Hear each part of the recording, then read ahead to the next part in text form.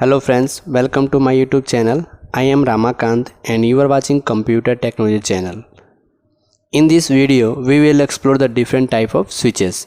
If you have not watched the previous video where I discuss the switches, you can find the link in description box below. So without any future delay, let's get started.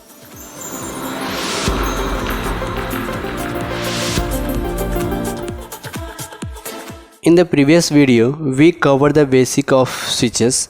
Now I will discuss the two main type of switches, manageable switches and unmanageable switches. Let's begin with the unmanageable switches.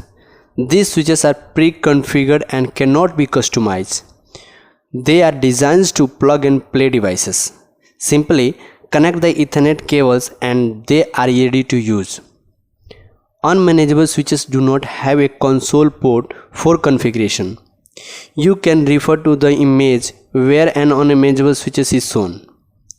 Unmanageable switches are generally more affordable compared to the manageable switches. In the next video, I will discuss manageable switches in the details.